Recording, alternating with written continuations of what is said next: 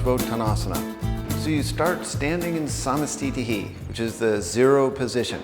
So remember, Parshvottanasana has 5 positions. This is the zero. Then you jump out to the right, and first position is joining the palms together behind your back, taking the stance of the revolving triangle. So the back leg angles in 30 to 60 degrees, and this hip is going to come forward. And notice that in first position, you keep the pelvis neutral. You plant the feet, lift up the thighs, lift up the navel, breathe in, roll, keep a broad chest, and press the palms together, look up, then exhale, come forward, lengthening. So remember that this posture, it does feature the revolving, the twist aspect, the revolving of the torso. So as you come into it, go ahead, Maria. As you make the gesture to come into it, there's this spinning action that happens, as though you were going into revolving triangle. Like that kind of feeling, but you're here, that way. So it means that the right outer hip goes back and up, and this left hip comes forward. The navel shifts towards the inner right knee. So the groin crease deepens back and up to create the fold. Notice her feet. Lift up the toes and widen. The planted feet, lift of the arches. The kneecaps, quadriceps are drawn up. Eventually you touch the chin to the shin with the gaze along the leg.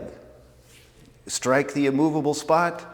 So when you come up and out, momentarily you return to that original position that you set up. Then you turn the feet and transition for the second side.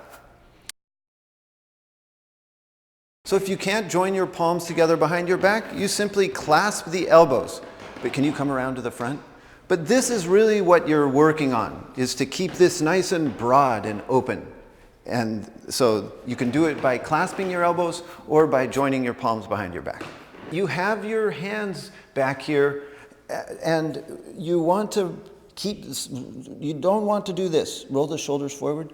Yeah, that shoulders forward, the hands coming apart, the elbows dropping. Okay, that's what you want to avoid, and instead, roll the shoulders back, lift the elbows, and bring more of the palms together. Now, you can overdo that lift and go over. So you want to find that exact middle point. Right, and you're working up your back.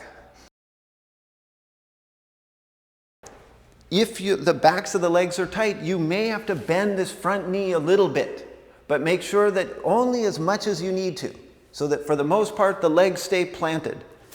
You may start at something like this, but you're slowly working to straighten that leg and get more extension, and then deepen your fold. So you want to find the exact perfect spot in terms of straightening the leg. And you get that by feeling the leg lengthen. And so it's easy to mistake and think the leg is straight when the knee is bent. So you'll have to be more thorough in your lengthening. But it's also very possible to overextend by pushing the knee down. And that is hyperextending. So in order to prevent the hyperextending, you create a resistance from the top of the calf. You ground the inner foot more and actually create an internal rotation of the leg. Make sure that when you come up and out, it's all with one in-breath. You plant the feet, grip the legs, and inhale, come all the way up. And then transition. Thank you for joining me for the Asana Kitchen Quick Recipes Parshvottanasana.